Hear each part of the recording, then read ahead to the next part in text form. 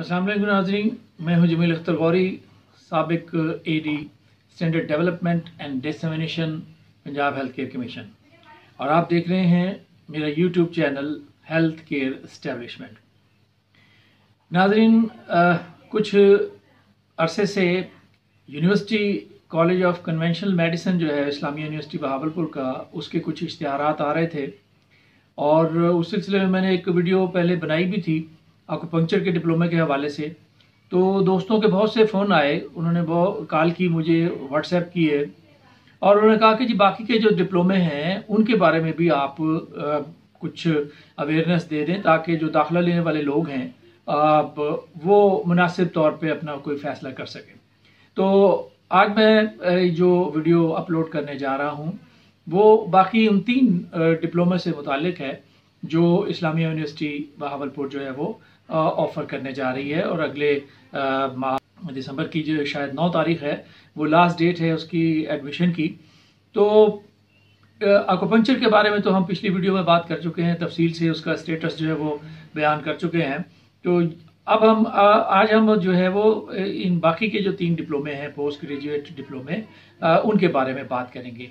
तो पहला जो डिप्लोमा है ये है alternative medicine and health product manufacturing के हवाले से है। ये पोस्ट ग्रेजुएट डिप्लोमा है और इसमें इस डिप्लोमे के जो एलिजिबल लोग हैं वो BEMS होल्डर हैं, BHMS होल्डर है, FTJ और DHMS होल्डर। मतलब ये डिप्लोमा जो अल्टरनेटिव मेडिसिन की जो या जो हेल्थ प्रोडक्ट्स हैं उनकी मैन्युफैक्चरिंग होती है तो वो किस तरीके से होती है, इसकी ट्रेनिंग जो है वो इस डिप्लोमे में इसमें कराई जाएगी और इसका प्रैक्टिकल भी जो है वो कराया जाएगा। तो इस डिप्लोमे में चूँकि प्रैक्टिस इन्वॉल्व नहीं होगी इसलिए इसको किसी से, इस डिप्लोमा होल्डर को किसी काउंसिल से रजिस्टर होने की ज़रूरत नहीं है। तो ये डिप्लोमा से फ़र्क ये पड़ेगा कि अब तक जो है जो फार्मासिस्ट हैं, दूसरे लोग हैं, टेक्निकल लोग, वो अल्टरनेटिव मेडिसिन के हवाले से जो है उनका कोई एक्सपीरियंस नहीं है। तो इस डिप्लोमे के बाद फील्ड में ऐसे लोग आ जाएंगे जो यूनानी मेडिसिन, जो होम्योपैथिक मेडिसिन या दूसरी हेल्थ प्रोडक्ट्स हैं उनकी मैन्युफैक्चरिंग के हवाले से उनको एक्सपीरियंस हो जाएगा और मुशाहिदा हो जाएगा और उनको इसके बारे में अवेयरनेस आ जाएगी। तो ये डिप्लोमा जो है ये कोई भी कर सकता है जो मैंने क्राइटेरिया बताया। तो अगर देखें जो बड़ी कंपनीज हैं, जो बड़ी फार्मास्यूटिकल इसकी अल्टरनेटिव मेडिसिन की फर्म्स हैं, कंपनीज हैं, तो उनके पास तो जो है वो स्किल्ड स्टाफ मौजूद है और वो फार्मासिस्ट उन्होंने रखे हुए हैं। इस डिप्लोमे के आने के बाद जो है ये जो छोटी फार्मास्यूटिकल कंपनीज हैं उनके मालिक खुद, जो उनके ओनर हैं, वो भी कर सकते हैं इसको और दूसरे लोग करके जो है वो अपना पार्ट प्ले कर सकते हैं। तो इस तरह से मैन्युफैक्चरिंग एक अच्छे तरीके से जो है वो मैन्युफैक्चरिंग होगी। और जैसे कि ये डिप्लोमा जो है वो जाहिर कर रहा है, इसमें बहुत सारी चीज़ें जो है वो सिखाएंगे कि जो ड्रैप के अंदर जो रेगुलेटरी अफेयर्स हैं वो भी इसके अंदर आएंगे आपके, और हर्बल मैन्युफैक्चरिंग के बारे में इसके अंदर जो है वो बताएंगे, और बहुत सारी इसी तरह से कि डोजियर जो है वो किस तरह से बनाया जाता है, जो ड्रैप के अंदर जो जब प्रोडक्ट जो है वो बन जाती है उसको पेश किया जाता है। तो ये सारी चीज़ें इस डिप्लोमे के अंदर होंगी। और इस डिप्लोमे में चूँकि कोई प्रैक्टिस का आंसर नहीं है इसलिए इसको किसी काउंसिल से या किसी इदारे से रजिस्टर्ड होने की ज़रूरत नहीं है। तो दूसरा डिप्लोमा जो है वो इससे हिजामा से मुताल्लिक है, और हिजामा में जो इन्होंने क्राइटेरिया रखा है ये फाजिल तिब वल जराहत और BEMS जो डिग्री होल्डर अतिब्बा हैं उनके लिए ये डिप्लोमा है।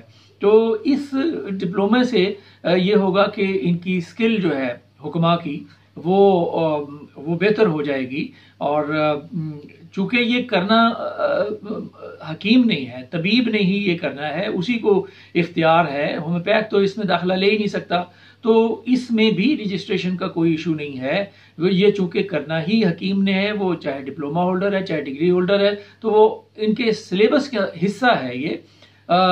और अब जो रिसेंटली काउंसिल ने इसके अंदर इसको सिलेबस में कपिंग को शामिल किया है, उसका प्रैक्टिकल भी शामिल किया है। बड़ा खुशाइंद जो है वो कदम है, क्योंकि पहले इस तरह से प्रैक्टिकल जो है वो कपिंग के सिलसिले का वो मौजूद नहीं था सिलेबस में। अब उन्होंने काउंसिल ने मंजूरी दे दी है और मिनिस्ट्री से मंजूरी के बाद वो सिलेबस का हिस्सा भी बन जाएगा। तो ये जो पोस्ट ग्रेजुएट डिप्लोमा है ये उसको उस तबीब को मजीद महारत हासिल करने में जो है वो मदद फराहम करेगा। तो इसको भी रजिस्ट्रेशन की जरूरत नहीं है, क्योंकि हकीम और BEMS जो है वो ऑलरेडी तिब काउंसिल के साथ रजिस्टर्ड हैं। तो ये इसका भी रजिस्ट्रेशन का कोई इशू नहीं है। और ये डिप्लोमा भी एक अच्छी काविश है इस्लामिया यूनिवर्सिटी की। और इस्लामी यूनिवर्सिटी ने ये पहली मरतबा, ये पहली यूनिवर्सिटी है जिसने कन्वेंशनल मेडिसिन के जो तरीक़े हैं उनको उनके जो डिप्लोमास जो हैं वो ऑफ़र किए हैं, और इससे बेहतरी आएगी सिस्टम में भी। तो ये इसके अंदर भी कोई ऐसा कानूनी पहलू नहीं है, ये भी प्रैक्टिस करने के मजाज होंगे और बल्कि करते भी हैं। और ये डिप्लोमा भी एक अच्छी काविश है इस्लामी यूनिवर्सिटी बहावलपुर की। तीसरा जो डिप्लोमा है वो है एस्थेटिक हेल्थ साइंसेस से मुतालिक। एस्थेटिक मुराद जमालियात, खूबसूरती, और इसमें वो चीज़ें शामिल होंगी जो ये समझ लें आपके ये ब्यूटी से मुतालिक जो है वो डिप्लोमा है। इसमें बालों की सेहत से मुतालिक उनकी हिफाजत कैसे करनी है, उनको बेहतर किस तरह से करना है, जिल्द की हिफाजत कैसे करनी है, ख़ास तौर पर चेहरे की जिल्द में, उसमें अगर मोल्स बने हुए हैं, अगर उसमें पिंपल्स बने हुए हैं, कोई स्कार्स हैं, तो वो इस सिस्टम के तहत, ये एस्थेटिक हेल्थ साइंसेस के तहत जो है वो ये सारी चीज़ें मैनेज की जाती हैं। और ये वो डिप्लोमा है जो पोस्ट ग्रेजुएट डिप्लोमा इसमें कराया जा रहा है। और ये ब्यूटी से मुतालिक ज़्यादातर है। इसमें वेट रिड्यूस भी करने का तरीक़ा हो सकता है, इसमें ग़िज़ा से मुतालिक भी चीज़ें हो सकती हैं, यानी जो इंसान को एक उसको बेहतर तौर पे पेश कर सकती हैं चीज़ें, जो उसकी खूबसूरती में इजाफा करती हैं, वो चीज़ें इसके अंदर जो है वो इसका एस्थेटिक हेल्थ साइंसेस का हिस्सा हैं।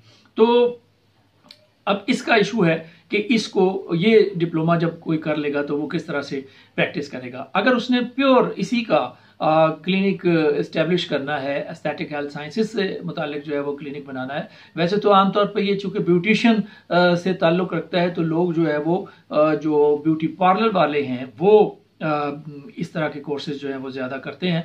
लेकिन अगर कोई बाकायदा इसका क्लिनिक बनाना चाहता है तो फिर ये चूंकि तो तिब का हिस्सा नहीं है, चूंकि होम्योपैथी का हिस्सा नहीं है, ये allied health professional council act जो है 2021 का, उसके तहत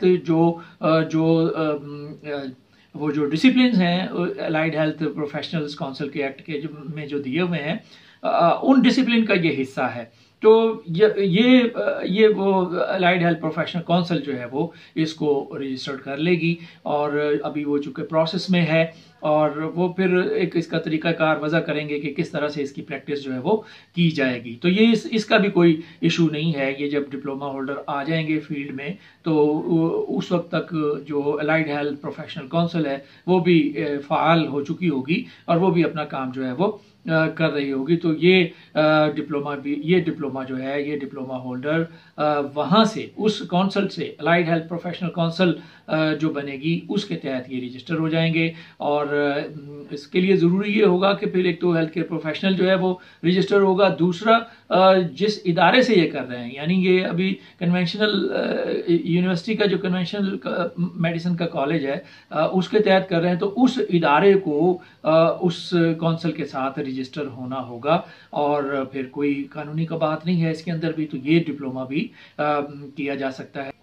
हाँ, ये है कि दो चीज़ें, ये जो डिप्लोमा कर लेगा वो तबीब अगर इसको करता है, एक होम्योपैथ इसको अगर करता है, तो क्या वो अपने होम्योपैथिक क्लिनिक पे या अपने तिब के क्लिनिक पे इसको कर सकता है या नहीं कर सकता, ये आगे चल के हम इस पे बात करेंगे।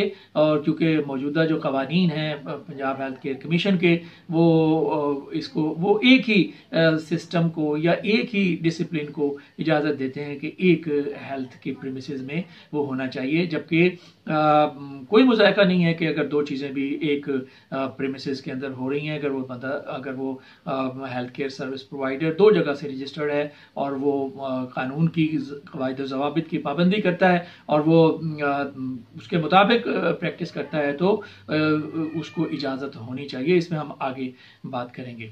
तो अब तक के लिए इतना ही। अपना और अपने इर्द गिर्द रहने वालों का बहुत सा ख्याल रखिएगा। अल्लाह हाफिज़।